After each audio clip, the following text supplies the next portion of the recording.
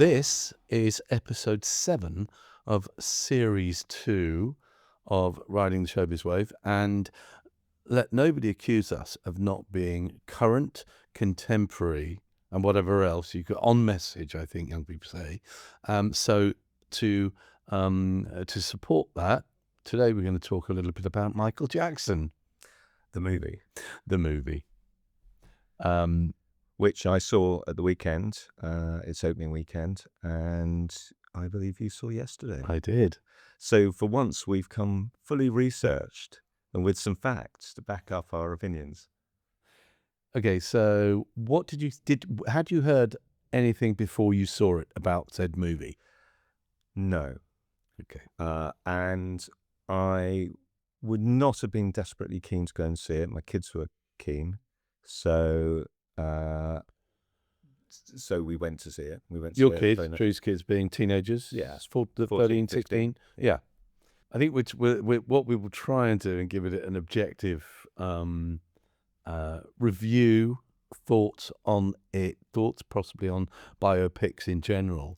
Yeah, I mean, I think it's quite hard to be objective, isn't it, with something like that? It's such a controversial subject. And it's also so well known. There's nothing. That's why I asked you, had you any preconceptions? So I had read a couple of reviews or a couple of bits and pieces about the movie. And would I have gone and seen it had we not been discussing it? Not sure. But I am absolutely...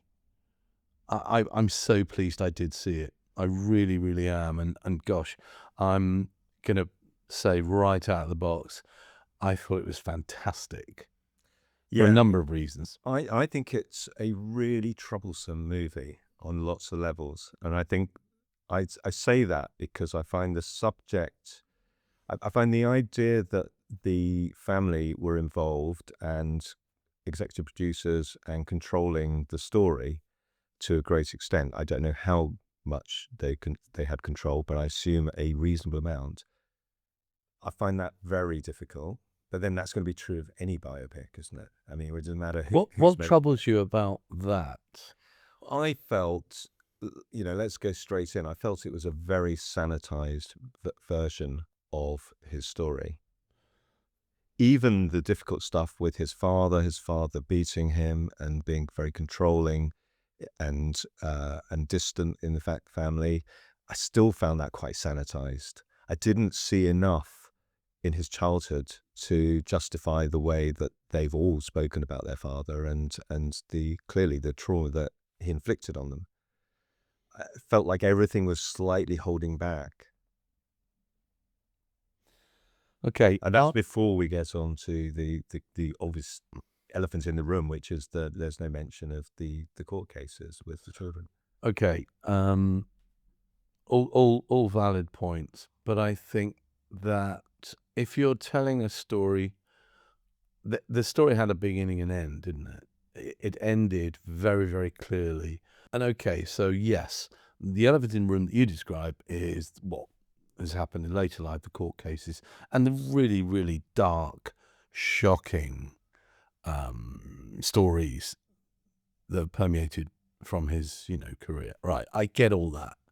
However, I thought that the acting was fantastic and an extraordinary performance from his nephew. I mean, I was, sometimes you cringe when you see biopics. Sometimes you cringe about prosthetics or whatever. And I mean, look, they made a hell of a lot out of a couple of little stories. The Pepsi ad was, I could barely remember that happening, but of course they made a big deal of that. I think it was really, it was a big moment for him because that was and what they were alluding to, and again, in a very sanitized way in the film, was that he'd gone from someone who didn't like taking prescription drugs, even for a headache, to being someone who had to take a lot of prescription drugs because to manage the pain that he was in after that incident. And that, I think they were suggesting, was the trajectory that sent him into more and more abuse of prescription medication, which ultimately led to his death. was dealing with the pain from the It incident. was Right. certainly started And with yeah, the of course, you're exactly right. And there were some lingering shots on the pills, all that, and totally, yeah, totally agree. But that suggests to me that, and I understand that the ending was edited, changed, if not omitted entirely. So yes, there are, but really, I wouldn't want to go. Let me think. Be very clever. Yes, do we look at a biopic and want a true story, or is it? What are we looking for here? I will maintain my position that I thought obviously very interesting. It was nothing to do with Sony and Sony ATV, so all the rights were secured by third parties, Universal, GK Films, right? It wasn't a Sony project, which surprised me actually, because this is going to drive really positive interest from young people, such as your kids, into Michael Jackson. yeah, And quite frankly, this is pop music in another sphere. I mean, really, yeah. I don't see. I mean, yes, everyone will, be criticizing me, but I don't see that much has come close to that catalog. And I did love. I wanted to see more of Quincy Jones and his relationship in the studio. I Um, would have liked to seen something of Rod Temperton because he was obviously very instrumental in writing a lot of those songs, and he was mentioned once. that was so interesting. Rod Temperton got a name check. I Now, know, interesting, wasn't it? never has anyone used Rod Temperton, forgive me, in the same sentences as Michael Jackson and No, Quincy Jones before. well, Really? not You yet. and I would You know, know. yeah, You and I people in the would. business, though. But Yeah. but I loved that. I have to say, Well, and also his band, for the recordings, it was all the members of Heatwave. No, Toto. really? Yeah, Oh, see again, I did not know that. yeah. So Steve Procaro, who I noticed wrote, can't remember which one it was. Pretty Young Things, one of those. Human Nature. Interesting looking at the credits to see how many. So I should have studied this, but I hadn't in the past. I just, like any consumer, I picked up Thriller, I picked up Off the Wall, I played them, I enjoyed them. I didn't look to see who wrote the songs, and I didn't look to see how much involvement Michael had had. I think there was an assumption that he'd co-written everything, because that would be my assumption as a teenager, buying those albums. And actually, looking at the credits as they rolled on after the film, I noticed that he had actually written quite a few of them Hmm. totally on his own, which seemed surprising to me. I thought everything had been co-written with Rod Temperton or solely by Rod Temperton. Yeah. I mean, look, I think you're right. The film could have gone down a somewhat darker trajectory in terms of his abilities, his health, his continued cosmetic transformation, but they didn't. I thought it And was. again, you see, this is another interesting thing that I felt like I felt the whole time it was the brothers going, here's a version of Michael that you probably don't know. Here's the thing that triggered the thing that you think is bad. So the surgery, let's just talk about surgeries, for example. It was because he was having problems with his sinuses, or he was having, there was some other issue, or maybe it was linked to his father. Who knows? The last card or the credit is when the movie closes, his story continues. Yeah, Is that very odd. his story continues so, he has a career after this, by the way, guys, or is there a sequel? I mean, it felt a bit like that. I felt like, oh, is there a part two coming? Because I'm not sure I want to see part two.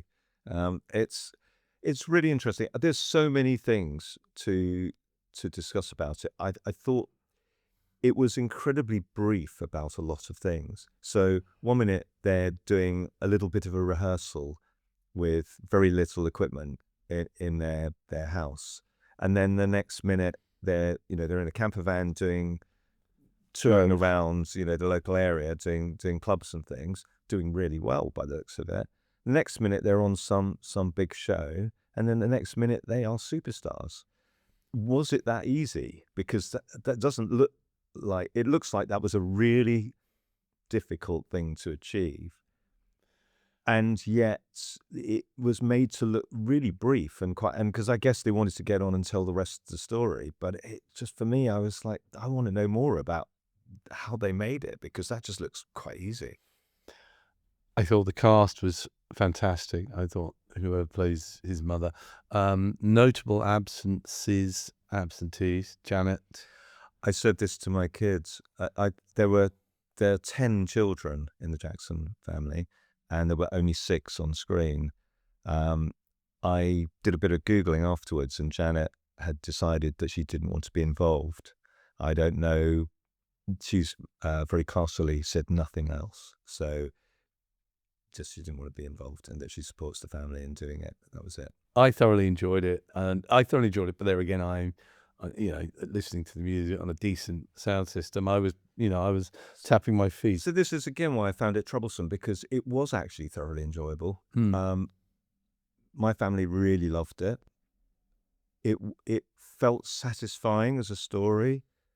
It concluded well, despite the fact that actually I then read subsequently that both the directors and the producers had wanted to tell more of the later story, more of about the allegations against him, more about the court case, but they had been unable to because of an existing NDA, which had been put in place. So they had I to think do a major rewrite and a major rethink quite a long way into the project. I mean, yes, it still feels quite satisfying as a story. And you're right. I mean, the musical numbers are amazing. You know, his nephew who plays him is extraordinary. absolutely extraordinary, and his name is Jafar Jackson, and I must admit, And Jermaine's son, I think. I Is that think right? it's one of the uncle's sons, which is rather fantastic. Yeah, amazing, But lovely. and um, I thought the way they filmed it, I thought the direction, and when getting a live gig right Yeah. is sometimes quite tricky because you can tell there's basically 6 lines of extras in the audience. I did think it was quite Dr. Dolittle, what the placed his home, the family estate, which That was another thing that, again, it moves so fast at the beginning of the story they that moved from a 2 up, 2 down yeah, into a so suddenly they're in this palace, yeah. Yeah, I think which it obviously is true.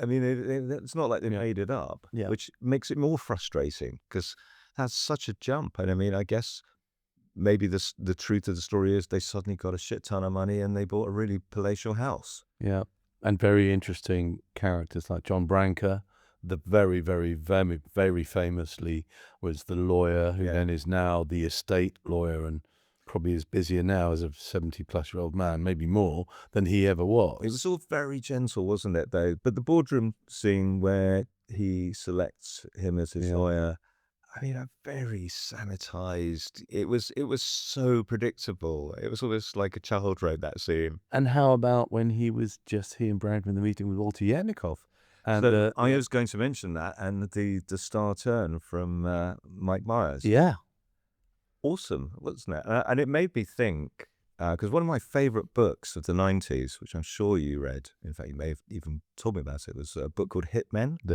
Hitmen. and which I believe was mostly about Walter Yetnikoff and Irvin Azoff. Would that be right?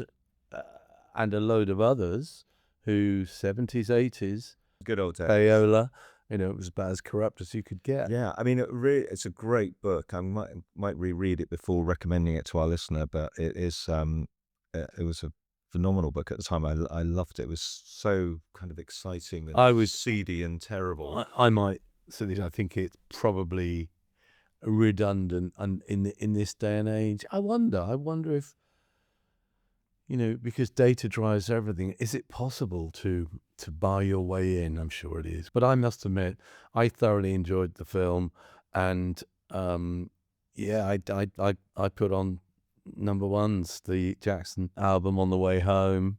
'Cause I just thought Well, it I was have to so say, fantastic. the weekend that I bought my son a Walkman, cassette Walkman, which he's wanted for ages. As we came out to cinema, I was thinking I should go and buy Off the Wall on On cassette. cassette. My understanding is that this film has done incredibly well at the box office. It's done brilliantly. Phenomenally well. So it's got, I haven't looked recently, but at the weekend, it had something like 30% on Rotten Tomatoes from the critics and something like 90%, 95% from audience. Well, I did a contrast and compare with opening weekends of other biopics, including Elton, Queen, all the big ones, and this was streets ahead. Now, longer term, who knows? I think the Bohemian Rhapsody is over 1 billion, I think. What I'm quite pleased about is that they didn't try and force new music, unreleased music on us, and that's an old trait of a desperate estate, and Yeah. that didn't happen, so I was very pleased about that. I don't know what the closing credits were, I can't remember, but I'm sure I've seen closing credits when they throw on some terrible unreleased track. I always say when people talk to me about unreleased music, there's a reason it's unreleased. I thought it should end at the end of the Victory tour because going on to Bad seemed a bit unnecessary for me. But I guess they wanted to end that way. Yeah, well, They wanted to end with Michael, not with the Jacksons. well, again, that's a good question as to who, well, what did they want? It would have been a lovely place to end it when the Jacksons had reformed. They'd done this. They'd had the success. But also his surprise announcement as well, that was the end, I think was... Well, that was a fuck you to the dad, wasn't it? That was Yeah. a big public. Okay. Which I didn't know that. I mean, now I'm assuming that everything I saw was factual, and if I Google it, I'll find that I strip. don't think so by any stretch. Isn't that? I mean, if he didn't make that announcement at the concert, then there would be a record of that. I mean, it would be quite weird to have him make a very major speech at the end of a concert that didn't happen. So I'm assuming that did happen.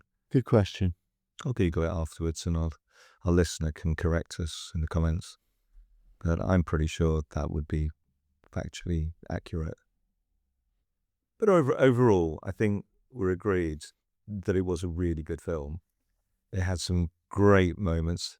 I think we're probably agreed that he was an incredible musician, incredible singer, incredible artist. And it is a shame that his legacy includes some rather unpleasant allegations. What do you want to achieve by making a biopic like that? I'm fine with seeing a great 2-hour-long music promo video. That works for me. As one final, I do hope that Jafar Jackson, who plays Michael, gets some decent credit. I really thought it was an extraordinary performance, and I think it was, when I say natural, I don't think there was a lot of help by CGI. I think he was dancing and presumably moving and acting genuinely, and I was really quite taken with him. Yeah, no, I mean, a real star. I guess a risky role to take as well, because he could get very easily typecast in Yeah, that one thing. And absolutely. He would, and let's face it, there are a few Michael and Jackson impersonators out there, but he would be getting the big bucks.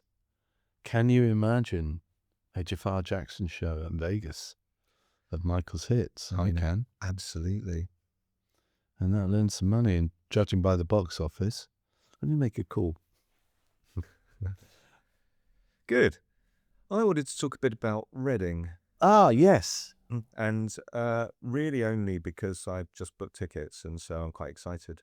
For the day or overnight? The whole weekend. So it is, as I'm sure you know, it is a bit of a rite of passage for teenage kids. It's a sort of post GCSE, because they allow over 16s to go unaccompanied. And my daughter wants to go, and she wants to go with one of her friends. And Do you stay in a campsite? I am, yeah, In a motorhome or a tent? a tent, but I'm doing it my way, as you know, the only way I can, which is so my daughter and her friend will be staying in some ghastly put up yourself tent on a big shared campsite. I'm going to be in one of their luxury bell tents that they put up for you with a proper bed and linen. So you're Yes. glamping. I'm glamping. I mean, it's still going to be awful. Let's not kid ourselves. It's going to be ghastly, but it's going to be as good as it gets for staying on site. Baby wet wipes. And I And didn't want to stay off site because I wanted to be around for my daughter. So, well, having but I'm discussed, basically going to keep out of the way for the whole weekend and let them have their weekend. And what's extraordinary is how many of her friends are going. I Just my love. absolutely. I mean, and I was discussing this with someone because basically Reading is sort of the corridor from London and the south and southeast, southwest. So everyone from this region goes there if they're going. Whereas, if you're further up north, you might go to Leeds, Yeah. something like that. So it's really interesting. So it is a really kind of a lot of Northwest Londoners going, and a lot of people's children that I know going. So having spent, 10 minutes discussing Reading Festival, perhaps we should talk about who the hell you're gonna see play. Well, I'm excited to see Charlie XCX, Ray's playing. There are a load of other people that you may or may not have heard of that are interesting. What I really love, and you know this about me, is I love finding people I've never heard of, and maybe the people that only 100 people have gone to listen to. And what's really nice about the Reading app, which I should commend them on, is that you can click on who's playing, and then you can click on each of them, and then there's a little playlist where it plays the clips from their songs. So you can actually have a little listen, see who you like. Well, Um, it's interesting. There are going to be some interesting bands. There are going to be a load of bands that neither you nor I have ever heard of, who I'll go and see and then come back and report on. But I'm excited. August, It's the end of August, yeah, last bank weekend holiday. of August. Yeah. Not looking forward to the drive or the parking, but it's But it's but not once I'm there, crazy. It's not Glastonbury size, is it? It's manageable. yeah, it's much smaller. I mean, I've not been before, so I don't really have any great I've been a expectations. couple of times. Have you? Yeah, but I would never do the camping thing. As I say, I think I've been there and back in the day. I remember seeing the Manics there. Prodigy maybe. But, and I think commuting back to wherever I was living in London, so not a major drama. Well, that's very exciting that you're gonna be hanging out with lots of young people and, Yeah, I mean, I do this quite a bit, and then it is a bit tragic and a bit embarrassing being someone's grandpa age, hanging around on my own, watching bands that have been adored by 16-year-olds. But nonetheless, I shall I think it's make the fantastic. best of I it. cannot wait to hear about your I'm really experiences. excited. I mean, I really enjoyed my Glastonbury experience a few years ago, and I think hopefully this will be equally good. We will see. Well, what I really like is the fact that kids go there and feel relatively safe. Listen, there's always the odd problem, but they can go and have fun. As you say, let off some steam, post exams. I thought it was reasonably affordable, and actually, I have a habit of bashing Ticketmaster because they have some pretty ghastly practices when it comes to booking tickets. But actually, with this, it was a fixed price. It was pretty straightforward to do, although there was, sort your software out, guys. You can't buy the ticket and add the glamping tent. You have to do two totally separate transactions. It's really bizarre that you can't just add in all your bits. Managed to add the car parking into the weekend ticket, but couldn't just get there's no basket. I mean, it was really Very odd. interesting. Different companies, Ticketmaster standalone, May well be. glamping company standalone. Went through Ticketmaster though. Did it? Yeah. Anyway, that's an aside, but it does seem a bit ridiculous in this day and age that there's that sort of, clunkiness in the software. But, generally a pretty straightforward experience. Pick your tickets, and they were available. The last phase of them, I don't know how many more there'll be, but I was surprised that there were any left. I mean, that's not like Glastonbury, which sells out within seconds. Yeah. And, there were tickets. I have to say, most people I've spoken to subsequently have said, "Oh my God, you're not going to that, are you? It's ghastly." So I think that's because it's for the 16-year-olds. But I, well, I shall reserve judgment until I've seen it. We could touch on what's hitting the press and publicity-wise in a bit of my world that I know about. The Celebrity Apprentice has launched with its cast list. That is going to happen, probably coming out into the year. And I saw another story about Strictly, another story about the I'm a Celebrity. Oh, not particularly positive. I think that people are trying to find fault in these great, big, powerful network successes. I'm absolutely convinced that strictly a bit like Glastonbury needs a year off to reconfigure. I think Yeah. the show, and obviously they are going to have to find new presenters, and that is going to be very, very interesting. I've no idea. I've seen a couple of rooms, but I don't even think they're even close to making an announcement. I don't know if you've heard anything.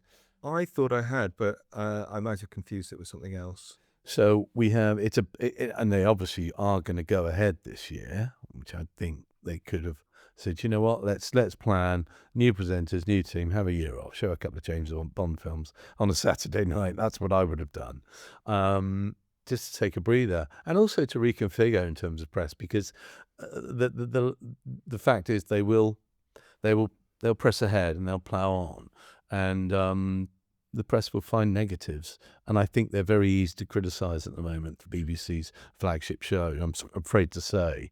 Yeah, I think we've talked about this before, but I feel that factual entertainment, and I guess that rolls into entertainment, which is what those programs are. It's feels like it's rather stagnated as a genre.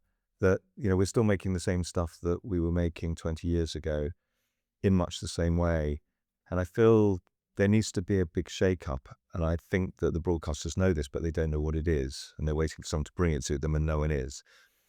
And I think my experience in writing music for a lot of fact tent shows, and for anyone that isn't clear what fact tent is rather than factual or entertainment, it's basically things like The Apprentice and Traitors and Bake Off and all of those sorts of things that are real people, non-scripted, but entertaining. The people I'm working with are lovely, lovely people, really good at their jobs, often very experienced. But I feel like a lot of the time they're just running scared. They're just doing the thing that won't get them fired or the thing that will just get the job done. And there's no real desire to innovate or do anything exciting or interesting or brave. And occasionally people do take a few risks. I think Traitors actually is really good. I love the way they use the songs in there, and the music is really bold. There's quite a lot of ordinary music in there as well, but overall it's got a style. It's got a sense that they took some risks. They also spent a shit ton of money, which is one of the other problems, which is certainly for Channel 4, they often just can't afford to spend that sort of money. So they're trying to do the same thing on the cheap. But a lot of it for me is just about innovation and about the willingness to be bold. And I don't see it. One of my guilty pleasures on the telly is Gogglebox, and I think that was a real, um, that they really did change the rules, and in terms of certainly the public watching these. I thought it was excellent. I think that's a great format, and I think it still has a bit of life left in it. But you know that too will get tired. But I think Box was very interesting. It's a very interesting case study in, almost recycling the telly of the week. And, yeah, of course. but it's getting people's perspective. You get to see lots of different people. I actually didn't love it when it started, and I spoke to David Glover, who was the commissioner who came up with it at Channel 4, about it, and he kind of explained why it was good and why I should like it, and then I totally got it. It was one of those things I just didn't. It's about your perception of. Can I ask do you remember what one of the things he said? I'd be Well, I fascinated to think know. it was that it is an insight into people. It's Yes. about people, and Yeah. I think that is. It's sort of obvious, but I'm the sort of person that I'm more about plot than I am about people. So if I was kind of like, why am I watching people watching other stuff that I've already seen? Well, this Or goes not? back to what we had been saying that, given all the rubbish that we spout about formula, about data, about formats, I should say, ultimately, and brands and products, it's a nosy neighbor syndrome. People love knowing what's going on next door, down the street. Oh, what are they, what are they driving on the school run? How do they afford that? It was very successful Yeah. in finding out and getting to the nuts of what Yeah, and people are showing doing. different types of people and showing how their views on the same thing differed. Really interesting. Well, thank you for listening. Thank you for sharing your time with me as always, Drew. That was good. I think bottom line is we enjoyed Michael Jackson's um, career on film, I must admit. Um, and if anyone has questions or wants to know why we're doing this, what we're talking about, do have a flip back. There's some interesting information across season one for young and talented people about which direction to take. And so we're always happy to get your comments, good, bad, or indifferent. And we will think about something fun and exciting to talk about next week.